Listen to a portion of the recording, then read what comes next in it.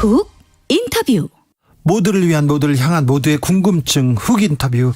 윤석열 정부 출범 한 달을 맞습니다. 그런데 검사 출신이 너무 많다, 이런 지적 있습니다. 금감원 최초로 검사 출신 임명되면서 논란됐는데요. 문재인 정부의 금감원장은 이걸 어찌 보셨을까요? 전 금감원장입니다. 김기식 더 미래연구소장 모셨습니다. 안녕하세요. 예, 안녕하세요. 오랜만입니다. 네. 잘 계시죠? 예. 금감원장 출신 중에 어디 로펌에, 어디 회사에 고문 안 하는 분은 또 처음입니다. 아직도 안 하십니까? 네. 네. 이해 충돌이 없어요, 이분은. 네. 이해 충돌 이 부분 조금 고민해야 될 숙제인 것 같아요. 예, 지금은 이제 회전문 인사가 뭐 너무 많아서요. 네. 대표적으로 이번에 윤석열 정부의 초대 총리가 된 네. 한덕수 총리의 경우에는 정말 한 번 하는 회전이 아니라 두 번을 회전해서 네. 다시 지금 국무총리가 됐으니까 네. 이제 이런 회전문 인사, 로펌이나 기업에서 돌아서 다시 관직에 들어오고 또 나가서 또 그런 회사들에 있다가 또 관직 들어오고 이런 문제들에 대해서 뭔가 대책을 마련해야겠죠. 네. 금감원장 했으면 어디 고문 가시면 금방 돈도 쉽게 버실 텐데 왜 또 안 하시고. 자, 그런데요. 얼마나 하셨죠, 금감원장을? 제가 2주 했습니다. 18일. 예. 2주 동안. 그런데 18일 최단명일 거예요, 아마. 그런데 네. 금감원장 2주 동안 한 일은 또 많아요? 예, 뭐 대표적으로 삼성 바이오로직스 분식회계 사건 처리를 결론 내서 그 네. 뒤에 이제 뭐 검찰 제재도 수사 하고 이어지고. 지금 뭐 기소되고 네, 이제 재판 판결 받고 나고 있습니다. 지금 그렇게 됐죠. 그 재판, 금감원에서 김기식 원장께서 하던 일이 편법 승계, 이거는 잘못됐다 해서 검찰에다 고발했죠. 그렇죠. 예. 그 검찰 수사를 한 사람이 이복형 검사입니다. 예. 경제 지금 특수부 있으면서 그 수사를 했죠. 네. 그리고 재판도 하고 있었는데 이복현 검사가 금감원장이 됐어요. 그 소식 듣고 어떤 생각 드셨어요? 예, 사실은 제가 이제 자리에서 물러난 다음에 후임에 대해서 의견을 묻길래 사실 2018년도에 제가 후임으로 검사 출신을 임명하면 좋겠다라는 의견을 사실은 BH 쪽에 전달을 했었습니다. 물론 이게 의견을 낼 뿐이지 제가 인사를 하는 건 아니고요. 예. 그 이유는 이제 이 금융 쪽에는 그러니까 금융 산업을 육성하는 정책적인 요소하고요. 네. 그다음에 법규를 제대로 지켜서 금융 회사들이 영업을 하고 자산을 운영하는지를 들여다보는 감독, 이 두 가지가 있는데 외국은 이런 정책 과 감독을 분리해 놨습니다. 네. 왜냐하면 이제 산업을 육성하려면 아무래도 업계 편을 들어야 되잖아요. 그렇죠. 업계 사정을 잘 알아야죠. 그렇죠. 그다음에 이제 감독을 한다는 건 업계가 불법 행위하는 걸 감시해야 되는 건데 이 두 개를 한 몸에서 하게 되면 아무래도 감독 행정이 왜곡된다, 이런 문제제기가 되어 왔던 거죠. 그래서 사실 우리나라도 이 정책과 감독은 분리해야 된다라고 하는 게 뭐 시민사회뿐만 아니라 국민의힘과 민주당의 공약이 똑같습니다. 네. 자, 그런 점에서 보면 그동안 우리나라는 지금은 정책과 감독이 분리되어 있지 않고 금융이라고 하는 부처에 지금 통합되어 있습니다. 금융감독원도 금융위가 갖고 있는 감독 권한을 위임받아서 할 뿐인 거고요. 네. 최종 권한은 금융위에 있을 뿐만 아니라 지금까지는 금융감독원장을 대개 90%는 소위 모피아, 예. 금융위 출신 관료들이 해왔던 거예요. 네. 그러니까 권한뿐만 아니라 자기 모피아 출신들을 금감원장에 앉혀놓고 소위 감독 행정도 산업을 육성하는 정책부서에서 자기 마음대로, 그래서 산업 육성을 필요해서는 좀 봐주기도 하고 소비자 피해가 발생하는데도 그냥 눈 감아주고, 이런 일들이 계속 발생해 왔던 거거든요. 그런 점에서 정책과 감독을 분리하고 금감원장에는 이 정책부서 출신이 모피아가 오면 안 된다라는 이야기들이 계속 나왔던 거거든요. 그래서 이제 저는 금감원장에 모피아 출신 오는 거 적절치 않다. 네. 또 금감원장에 왔던 분들이 업계 출신들이 있는데 이 업계 출신들도 업계를 감독하는데 업계 출신이 오는 것도 적절치 않고, 또 교수 출신이 온 경우도 있는데 이 감독 행정은 굉장히 실무적인 행정이거든요. 그러니까 실무 경험이 없는 교수님이 하기에는 좀 적절치 않은 측면도 있고, 그런 점에서 보면 이 소비자 보호와 금융기관들의 불법 행위를 감독하는 금감원장 자리에는 검사 출신이 오는 게 괜찮고 외국에도 그런 사례들 상당수 있어서 그런 추천을 했던 거고요. 그런 점에서 저는 이번에 이복현이라는 개인을 떠나서, 신임 원장 개인을 떠나서 검사 출신을 금감원장 시키는 건 충분히 할 수 있는 인사다 이렇게 보는 거죠. 할 수 있다. 그래도 금융시장에 대한 이해는 좀 부족하지 않습니까? 소비자 보호를 위한 활동을 또 좀 잘할까 걱정은 되고요. 근데 이제 이복현 원장의 경우에는 공인회계사 자격이 있을 뿐만 네. 아니라 그동안 금융 관련 그 범죄 수사를 하면서 법률적 지식이 충분하거든요. 그러니까 물론 시장에 대한 이해라고 하는 말에는 두 가지 이해가 좀 다른 면이 있습니다. 네. 시장을 잘 알아야 법치평을 잘하는 측면도 있지만 또 한편에서는 업계 사정을 너무 잘 고려하게 되면 네. 오히려 소비자 보호가 위축되는 측면들이 있어서 네. 그런 부분이 있고요. 또 이제 이복현 원장이 되다 보니까 너무 금감원의 감독 행정이 사후 처벌 위주로 가지 않냐. 그렇죠. 네. 이게 좀 사전 예방이 아니냐. 근데 사실은요. 네. 불법 행위를 했을 때 가장 강력하게 사후 처벌을 해 주는 것이 사전 예방 효과가 제일 큽니다. 그건 맞죠. 네, 왜냐하면 네. 불법 행위하고 소비자 보호 규정 위반해서 소비자에게 피해를 끼치면 뭐 행정적 제재가 됐든 과징금이 됐든 형사처벌이 됐든 엄청난 사후 처벌을 받을 수 있다라고 생각하면 안 하거든요. 예를 들어서 우리나라에서 그 2014년도에 1억 건이 넘는 개인정보가 금융회사를 통해서 카드회사를 통해서 유출된 적이 있는데요. 이게 문제예요. 이게. 미국 같으면 네. 그 회사 문 닫았습니다. 그리고 닫아야죠. 예. 그러니까 아마 조 단위의 소비자 배상을 했을 텐데 그냥 대충 하고 넘어갔어요. 그래서요. 제 전화기에 맨날 와요. 그런 거. 그러니까. 피싱 그 문자. 그러니까 이제 그런 이제 소위 그 사전적 규제를 오히려 많이 풀어주는 대신에 사후적 제재를 강화하는 것이 산업 육성과 함께 소비자 보호에 있어서는 훨씬 더 효과적이다. 그래서 걸리면 죽는다라는 인식을 해줘야만 오히려 이런 소비자 피해를 주는 금융 사기나 네. 이런 불법 행위를 막을 수 있다는 점에서 사후 제재를 강화하는 것은 전혀 문제가 없다고 봅니다. 이복현 전 검사는 부장검사입니다. 부장검사를 하다 한 보름 만에 지금 금감원장 거의 장관급 자리에 이렇게 올라갔는데. 그건 좀 파격이죠. 그러니까 예를 들면 이복현 신임 원장이 그냥 경험이나 어떤 법률적 지식이나 역량은 전 갖췄다고 보지만 네. 금감원장은 말씀하신 대로 장관급 자리거든요. 네. 그러니까 예를 들면 검찰총장급 정도 되는 그렇죠. 자리예요. 근데 이제 그 이복현 지금 신임 원장은 검사장 차관도 아직 안 됐던 정부 부처로 얘기하면 1급 공무원에 해당할까 말까 하는 수준. 왜냐하면 서울중앙지검 차장도 아직 안 했으니까. 네, 부장검사였으니까. 예. 그러니까 뭐 한 2급 정도 되는 사람을 갑자기 장관급에 했으니까 이거는 누가 뭐래도 윤석열 지금 대통령한테 가장 많이 지적되고 있는 자기 식구 챙기기와 네. 같은 일이다라는 비판을 받지 않을 수 없는 거죠. 마치 한동훈 지금 네. 법무부 장관을 파격적으로 발탁해서 법무부 장관 시킨 것처럼 너무 측근을 챙기는 거죠. 그렇죠. 윤석열이 가장 가까운 검사 한동훈, 가장 예뻐하는 검사 이복현, 단성한도 있습니다. 거기 현직이어서 말고요. 자, 그런데 그 가까운 그 둘 사람들 다를 장관이거나 장관급에 장관에다가 임명한 거죠. 검사들을 너무 많이 요직에 권력의 맞습니다. 요직으로 네. 이렇게 등용하는 건 좀 걱정이 됩니다. 이런 시각이 있습니다. 그러니까 검사 출신을 금감원장에 임명하는 거는 저는 할 수 있는데 네.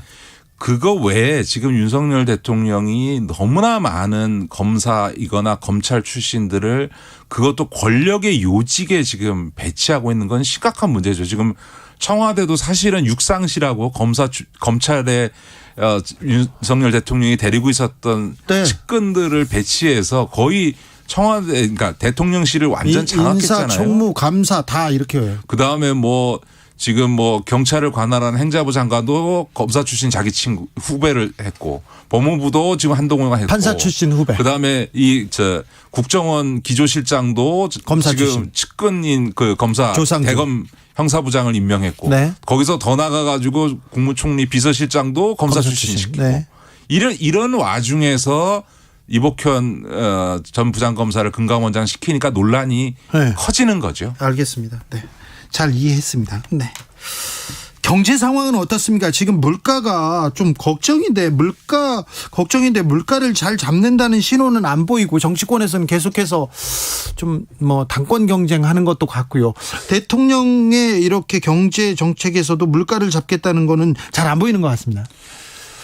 우리 청취자들과 국민들께 참 죄송한 얘기인데 제가 경제 전문가로서는 하여간에 앞으로 몇 년 동안 최소한 내년까지는 경제 상황이 굉장히 어렵고 우리 국민들께서 상당히 고통을 받으실 것 같습니다. 그러니까 사실은 이게 굉장히 어려워지고 있는 게 미국이 작년에 5%대 성장을 하다가 지금 올해 전망치가 2.5%로 좀 떨어지고 있고요. 네. 중국도 지금 뉴노멀이라 그래서 고도 성장하다가 5% 성장한다 이렇게 하다가 지금 중국 관련해서 2% 성장. 중국이 2%면 엄청 심각한데요. 엄청 심각하죠. 그다음에 지금 세계은행에서 OECD 전 세계 경제가 지금 올해 4.5% 성장할 거라고 예상했다가 지금 2%대로 낮췄거든요. 그리고 우리 한국도 지금 3% 이상 성장할 걸로 예측하다가 지금은 2.5% 정도로 전망치를 낮추고 있어요. 그러니까 전 세계가 지금 경제 성장이 둔화되고 경기 침체 국면에 들어가고 있는 거거든요. 그런데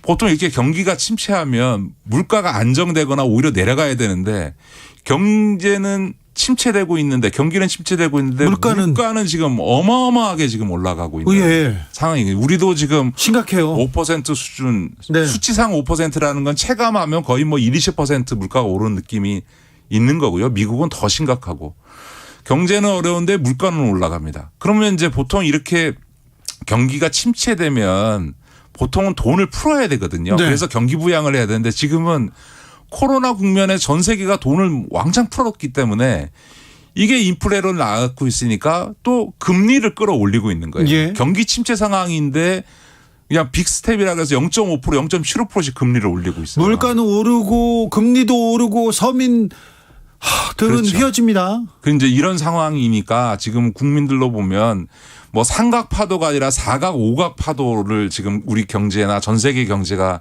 맞고 있고 그 고통이 우리 중산층과 서민들의 고통으로 갈 수밖에 없는 거죠. 네. 그런데 정부에서는 자, 고물가 저성장 위기를 극복하기 위해서 기업 활동에 규제를 과감히 철폐하겠다. 자유를 외치고 있습니다. 이 새 정부의 방향은 지금은 제가 보기에는 좀 심하게 갈피를 못 잡고 있다고 생각합니다. 그러니까 예를 들어서 윤석열 대통령도 물가 안정이 최선의 과제다. 왜냐하면 물가가 지속적으로 올라가는데 버틴 정권이었습니다. 내년까지 이런 고물가가 지속되면 2년 뒤에 총선에서 이번에는 국민의힘이 지방선거에서 룰루랄라 했을지 몰라도 2년 뒤에는 무조건 참패하게 돼 있는 거거든요. 그러니까 이제 물가가 중요한데 문제는 이 물가라고 하는 게 지금 예를 들어서 고유가라든가 원자재 폭등과 같은 문제들이 지금 네. 심각하게 나타나고 있고 지금 밀가루 가격이니 실고물 가격이 올라가는 것도 국제 곡물 가격이 올라가서 발생하는 건데 이 원자재 가격 폭등이나 곡물 가격의 폭등이나 유가의 폭등은 이런 우크라이나 사태라든가 그것으로 인한 이 국제 정세의 불안정성에서 오는 거니까 뭐 정부가 어떻게 한다고 해서 지금 대책이 나올 수가 있는 게 아닌 거예요. 네. 그러니까 훨씬 더 근본적이고 장기적인 대책을 마련해서 취해줘야 되고 무엇보다 이런 이제 금리가 올라가게 되면 지금 뭐 엄청나게 늘어나 있는 가계부채에서 지금 뭐 신용불량자가 대량 양산되게 돼 있으니까 그러면 어떻게 금리 부담을 어떻게 줄여주고 부채 부담을 줄여줄 거냐. 그다음에 서민들의 실제 생활 물가를 어떻게 낮춰줄 거냐. 필요하다면 정부가 보조금을 줘서라도 물가를 낮추려고 하는 실효성 있는 대책을 만들어야 되는데 무슨 교과서에 있는 얘기를 하거나 엉뚱한 얘기를 하고 있는 거죠. 고물가 상황에서 기업 규제를 푼다고 물가가 내려간다는 그런 황당한 얘기는 경제학 교과서에도 없는 얘기거든요. 저기 경제학과 교수 아들이긴 하지만 윤석열 대통령이 검사 출신이고 경제에 대한 이해는 좀 부족합니다. 그래서 경제팀이 좀 잘해줘야 되는데 경제팀은 어떤 신호를 보내거나 지금 메시지는 좀 통일되지 않은 것 같습니다. 제가 보기에는 지금 윤석열 정부의 경제팀이 경제정책의 방향을 아직도 정립하고 있지 못한 거죠. 그러니까 이 상황을 어떻게 대처해 갈 거냐에 대해서 한 목소리로 정책을 조율해서 뭔가 대책을 마련하지 못하다 보니까 네.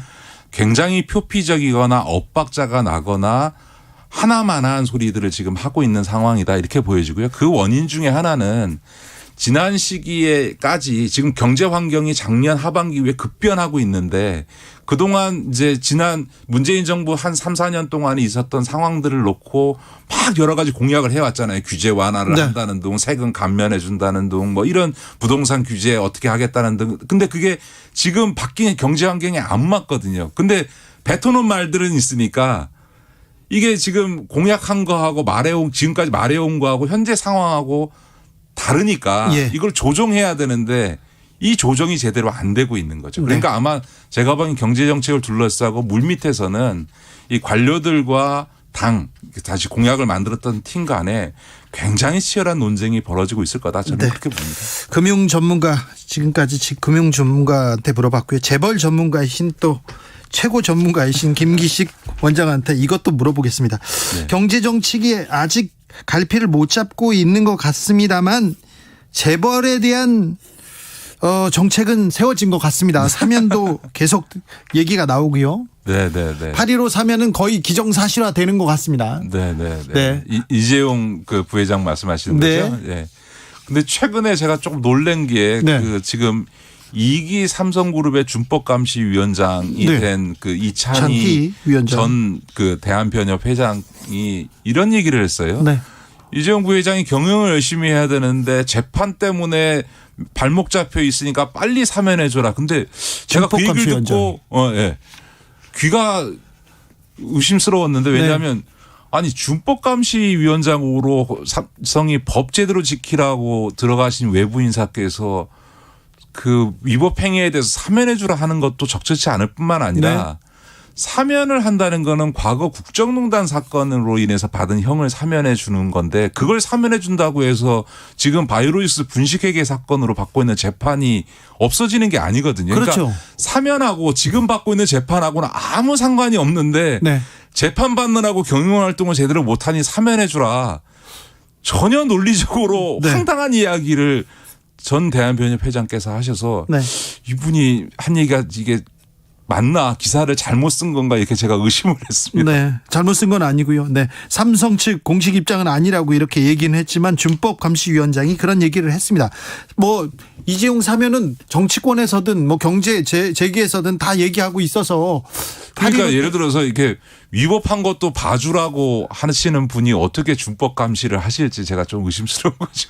네, 의문이 드는 거예요. 그렇습니다. 네. 그리고 또 저 이재용 을 기소하고 수사한 분은 또 윤석열 대통령이지 않습니까? 한동훈 법무부 장관이고, 그렇죠. 이복현 금감원장이고, 네, 네. 이분들이 이 문제를 또 어떻게 풀 건지도 또 그것보다 더 중요한 문제는 지금 삼성과 관련해서 삼성 웰스토리라고 하는 거에 네. 대해서 지금 검찰이 수사에 착수를 했거든요. 수사하고 있죠. 이미 압수수색을 다 했고 네. 관계자 소환에 이제 들어가 있는 건데 그것 역시도 삼성 웰스토리 사건도 공정거래위원회에서 조사해서 이게 삼성 웰스토리라고 하는 그 에버랜드 과거 에버랜드 제일모직의 자회사가 네. 비싼 가격으로 계열사한테 납품할 수 있도록 해준 것이 부당한데 네. 그 이유가 삼성의 이 경영권 재산 승계에 유리한 조건을 만들어주기 위한 거다라고 공정위가 결정을 하고 그걸 검찰에 고발한 거예요. 그래서 네. 검찰이 수사를 자의적으로 한 게 아니라 공정위 고발을 받아서 지금 수사하고 있는데 그것 역시도 국정농단 사건이나 삼성 바이오로이스 사건과 마찬가지로 이재용 부회장의 경영권 승계와 관련된 네. 사건인데 그 사건을 새로 수사하는 마당에 사면을 하는 게 법 집행의 일관성상 맞냐. 네. 아마 그거는 윤석열 대통령이나 사면에 있어서의 실무 부서인 법무부 장관이 네. 한동훈 장관도 자기 일관성 측면에서 상당히 고민되지 않을까 싶습니다. 삼성가의 승계를 위해서 직원들의 급식 거기에서도 돈을 이렇게 빼돌렸다 이런 수사를 받고 있는데 법률가인 윤석열 그리고 한동훈은 어떤 판단을 할지 그것도 또 참 궁금합니다. 그러니까 법적 공정을 외치면서 대통령이 되신 윤석열 대통령께서 어떻게 하시는지 한번 지켜볼 일이죠. 아무튼 검사 윤석열과 대통령 윤석열 간의 괴리가 조금 많이 보이기 시작해서 이제 보이기 시작한 거죠. 그 고민이 시작됐습니다. 여기까지 듣겠습니다. 김기식 더 미래연구소장 전 금감원장이었습니다. 감사합니다. 네, 고맙습니다.